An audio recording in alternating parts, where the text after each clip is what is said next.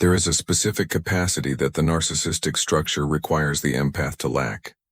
Not strength in the general sense, not confidence in the social sense, not the ability to articulate boundaries or identify patterns or name what is happening in the relationship. Something more fundamental than all of these. The capacity to trust one's own perception.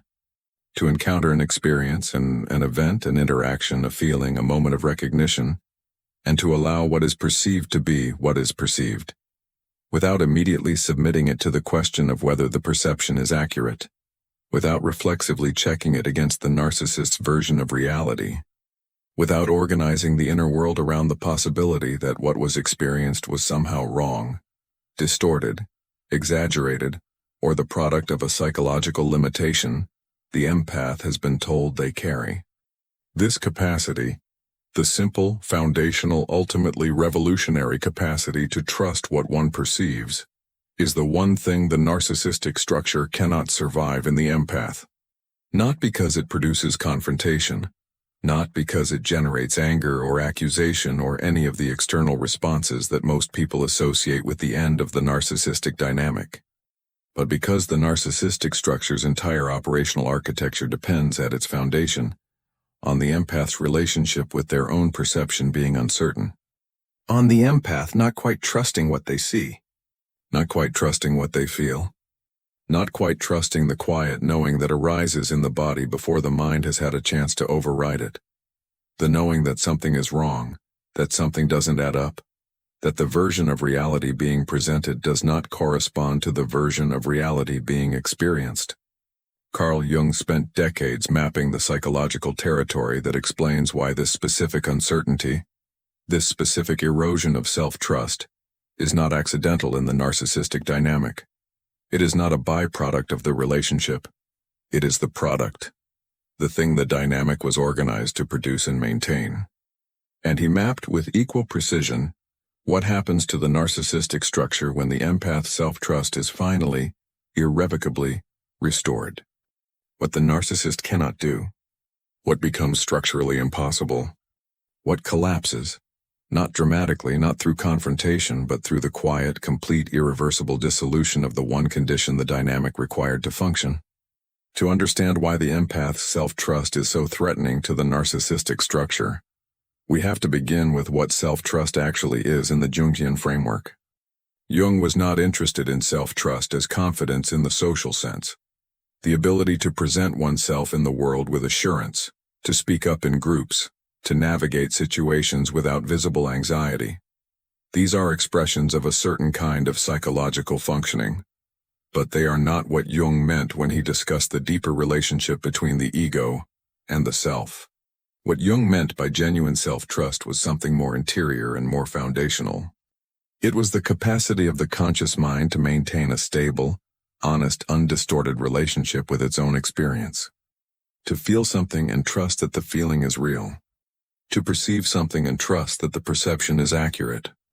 To know something, at the level below rational argument, at the level of the body's immediate response to a situation, and trust that this knowing is worth attending to. Jung observed that this capacity is not automatic. It is developed. It requires the specific psychological development that he called individuation, the gradual, often difficult process through which the ego learns to distinguish between what it actually experiences and what it has been told to experience, between what it genuinely perceives and what external pressures have organized it to believe it perceives. In the absence of individuation, the ego's relationship with its own experience is permeable, not weak in the sense of lacking intelligence or awareness, but permeable in the specific sense that the interpretive layer between raw experience and conscious understanding can be influenced, shaped, redirected, by cultural pressures, by relational dynamics, by the persistent authoritative insistence of someone in the environment, that the ego's experience is not what it appears to be. Jung called this the vulnerability to participation mystique, the state in which the boundary between one's own experience and another person's interpretation of that experience becomes insufficiently defined to sustain independent perception. The empath in participation mystique with a narcissistic structure does not simply absorb the narcissist's emotional states and carry them as though they were their own. They also, over time, absorb the narcissist's version of the empath's experience and come to experience their own inner world through the lens the narcissist has provided. How does this happen? Jung documented the mechanism with precision, and it is worth understanding in detail, because understanding it is part of what allows the empath to recognize it in their own history, and recognition is the first movement toward genuine restoration of self-trust. The narcissistic structure, Jung observed, is in constant, urgent relationship with its own projected shadow.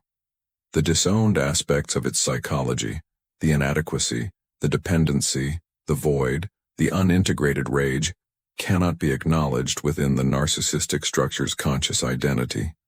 They must be externalized, located outside the self, projected onto the available external container.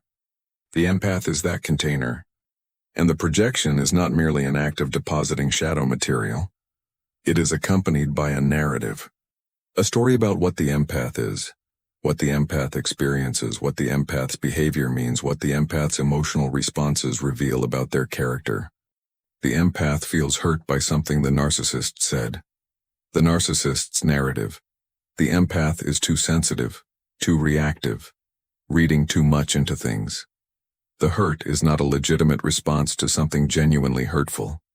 It is evidence of the empath's emotional instability. The empath perceives that something is being withheld from them. The narcissist's narrative. The empath is paranoid, insecure, projecting. What they are perceiving is not real. It is the product of their own psychological limitations. The empath's body knows that something is wrong, that the interaction that just occurred was not what the narcissist is saying it was. The narcissist's narrative. The empath is confused, misremembering, too emotional to perceive accurately.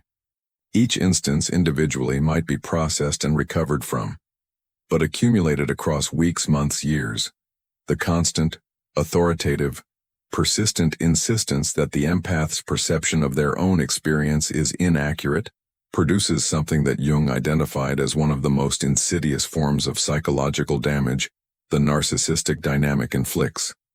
The empath begins to doubt their own perception, not consciously, not as a deliberate decision, but as the accumulated result of having their experience consistently and authoritatively contradicted by someone whose version of reality they have been, through participation mystique, partially inhabiting. The empath stops trusting what they see, stops trusting what they feel, stops trusting the body's immediate knowing. And this, the erosion of self-trust, is not a side effect of the narcissistic dynamic. It is its primary achievement.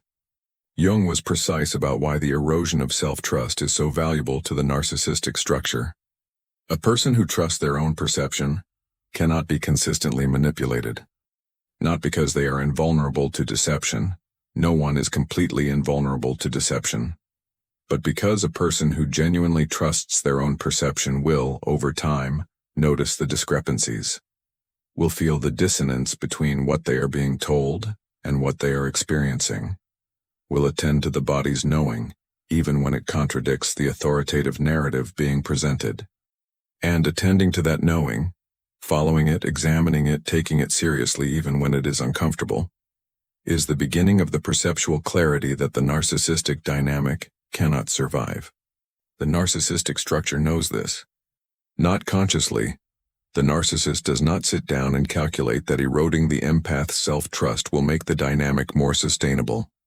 The process is structural, unconscious, the automatic output of a psychology organized around maintaining access to external regulation and avoiding the confrontation with its own shadow.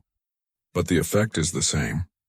The systematic, persistent, authoritative contradiction of the empath's experience gradually installs a specific kind of internal noise in the empath's psychological system. A habit of questioning, a reflex of self-doubt, a tendency when something is perceived or felt or known in the body to immediately ask, am I getting this right? Is this what is actually happening? Or am I being too sensitive, too reactive, too limited in my perception to see clearly? And this habit, this reflex, is the narcissistic structure's most effective tool, because it means that every time the empath's perception begins to accurately map what is happening in the dynamic, the reflex of self-doubt kicks in and undermines the clarity before it can consolidate into understanding. The empath sees something clearly, and then questions whether they are seeing clearly, and in that questioning, in the gap between perception and trust in perception, the narcissistic structure has room to operate. What happens when the empath begins to restore genuine self-trust? Jung documented this as one of the most significant transitions in the individuation process, and one that has effects far beyond the specific relationship in which the self-trust was eroded. The restoration of self-trust is not the installation of new confidence. It is not the development of a more assertive persona or a harder psychological exterior. It is the gradual experiential recognition that the empath's perception has always been, fundamentally, trustworthy, not infallible, not beyond the ordinary limitations of any human perception, but fundamentally, reliably, consistently more accurate than the narcissistic structure's authoritative insistence that it was not. This recognition does not arrive through argument. It does not come from being told by a therapist or a friend or a book that one's perception is trustworthy. It comes from experience, from the specific, accumulated, often painful experience of tracing back through the history of the relationship and noticing again and again that what the body knew was right. The thing the empath perceived that the narcissist said wasn't there, was there. The feeling the empath had that the narcissist said was an overreaction, was a proportionate response to something genuinely worth responding to. The knowing in the body that something was wrong was accurate. There was something wrong. The perception was not the problem. The doubt that was installed over the perception was the problem. And as this recognition accumulates, as the empath traces the history of their own perception and finds it reliable where they had been told it was not, something begins to shift in the fundamental architecture of their psychological system. The reflex of self-doubt begins to loosen. Not all at once, not without effort, not without the specific kind of conscious attention that the individuation process requires, but genuinely, experientially, in a way that changes the quality of the empath's relationship with their own inner life. The empath begins to trust themselves. And the moment this trust becomes genuine, the moment it is not a performance of confidence but an actual, lived, experiential relationship with the reliability of their own perception, the narcissistic structure encounters something it cannot engage. Jung documented this with precision. The narcissistic structure's primary operational tool is the authoritative narrative. The insistence delivered with confidence and repetition, and the specific quality of certainty that the narcissistic structure has developed through a lifetime of organizing others' experience around its own needs, that the empath's perception is not accurate, that what they felt wasn't what they think they felt, that what they saw wasn't what they think they saw, that the interpretation of the interaction they are carrying is the product of their own psychological limitations, rather than an accurate reading of what occurred. This tool requires one thing to function: the empath's willingness to submit their experience to the question, to hold open even briefly, even partially, even in the quiet space of internal uncertainty, the possibility that they might be wrong about their own experience.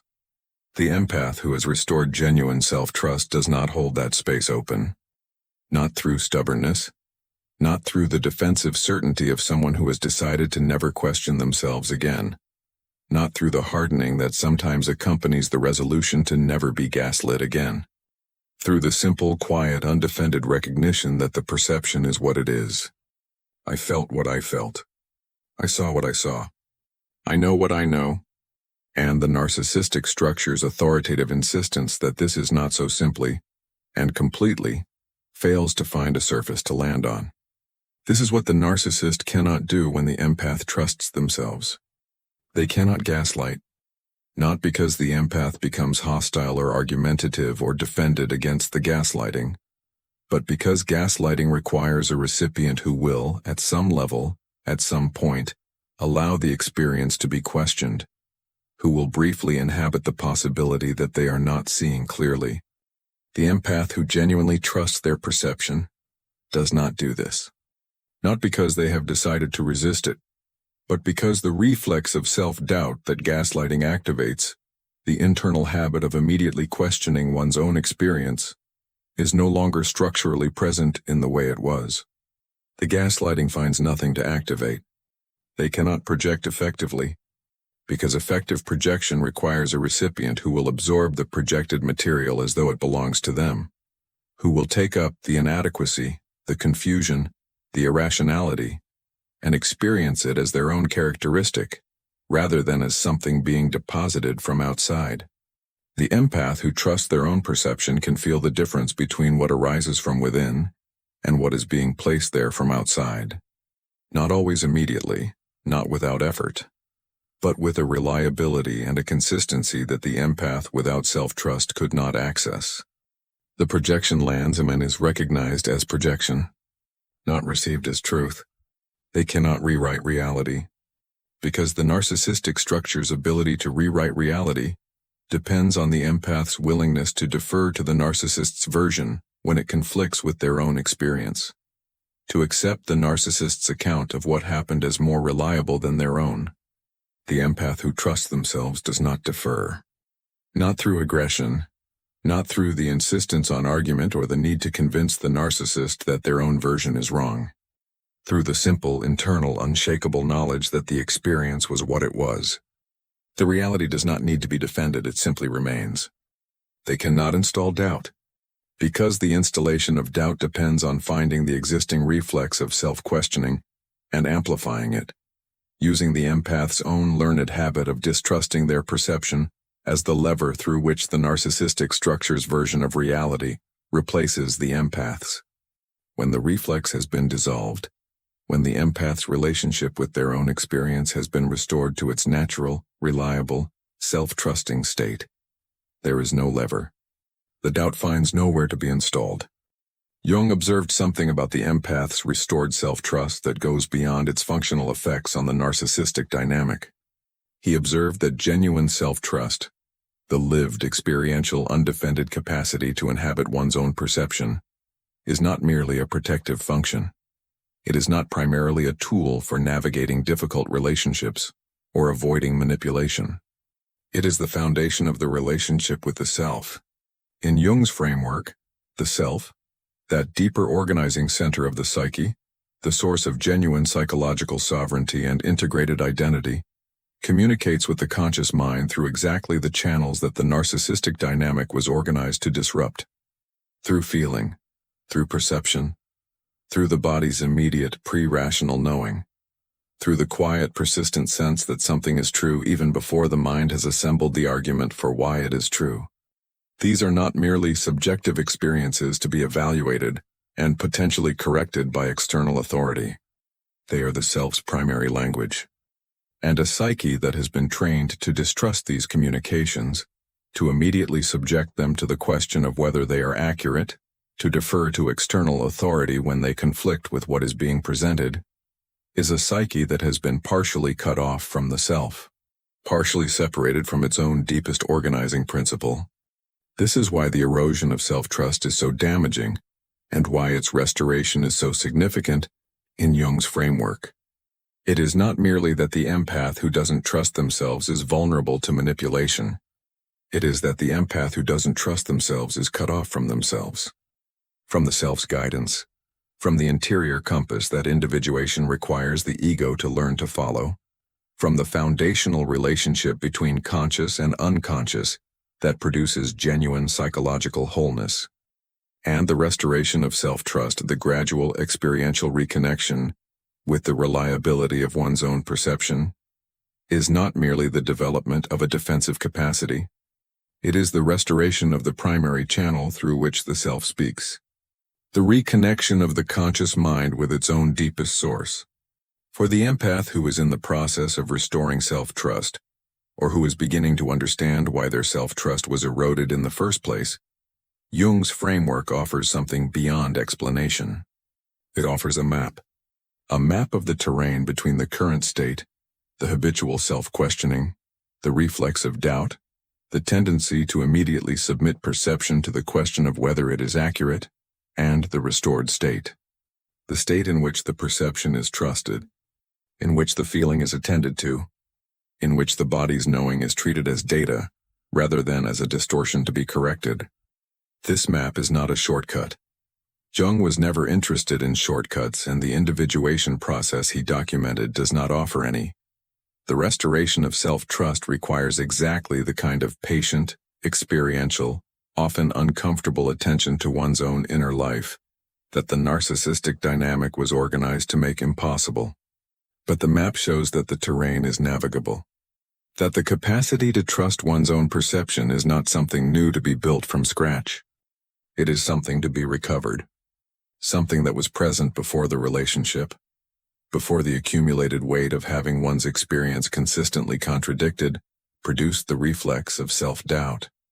Something that the individuation process restores by the same route through which it was lost, through accumulated experience, through the patient practice of attending to perception, feeling, bodily knowing, and allowing what is perceived to be what is perceived, without the question, without the reflex, without the habit of immediately submitting the experience to the authority of someone whose investment in a particular version of reality was always, at its foundation, about something other than the empath's well-being. There is a specific moment that most empaths who have been through this process describe. It is not a dramatic moment.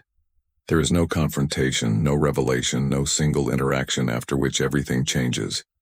It is quieter than that.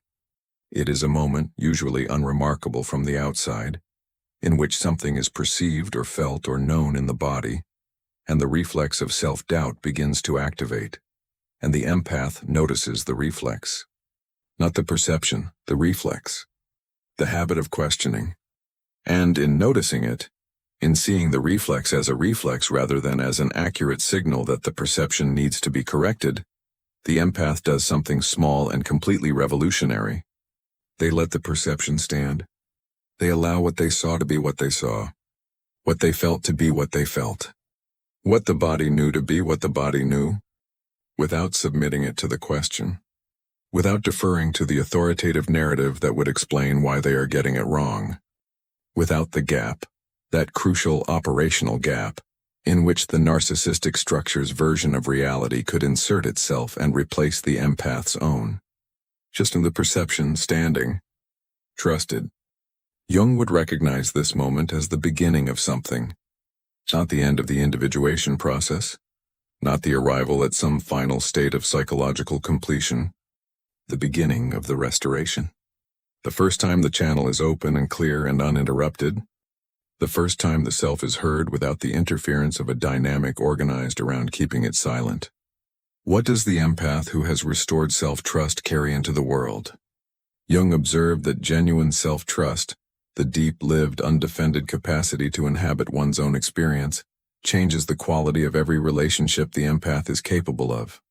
Not because the empath becomes less generous, not because the warmth and care and genuine presence that characterized them before are diminished, but because those qualities are now sourced differently. The empath who trusts themselves does not give from compulsion, does not care from the unconscious need to maintain connection through the management of another's distress, does not extend warmth as a transaction organized around securing approval. The giving, the caring, the warmth, all of it becomes genuinely chosen, sovereign. And this sovereignty, this quality of care that comes from genuine choice rather than from the unconscious compulsion that the erosion of self-trust leaves in its place, is the opposite of what the narcissistic structure requires.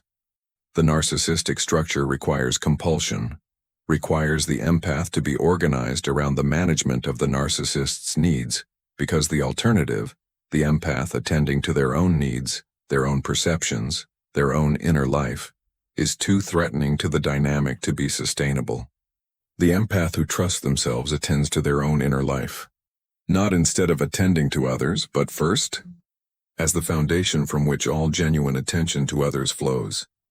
And this, the self-trust that makes genuine presence possible without compulsion, is the one thing the narcissistic dynamic could never provide, could never sustain, and could never survive. Because the empath who trusts themselves is not available for extraction, is not available for the systematic contradiction of their experience, is not available for the installation of doubt, is not available in the most fundamental sense for the one thing the narcissistic dynamic requires to function: the surrender of the self's primary channel, the disconnection from the interior compass, the habit of not trusting what is perceived. The empath who trusts themselves keeps that channel open, keeps the compass oriented, keeps the perception, however inconvenient, however uncomfortable, however clearly it maps something the narcissistic structure would prefer, remained unmapped, standing, trusted.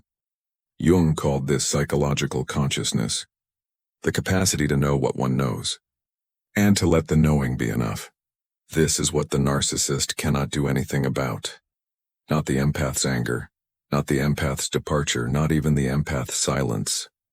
The simple, complete, undefended fact of a person who trusts their own experience, who no longer needs the gap, who no longer holds open the question of whether what they perceived is what they perceived, who has, in the quietest and most foundational way possible, come home to themselves, and who from that home is finally, completely and beyond reach.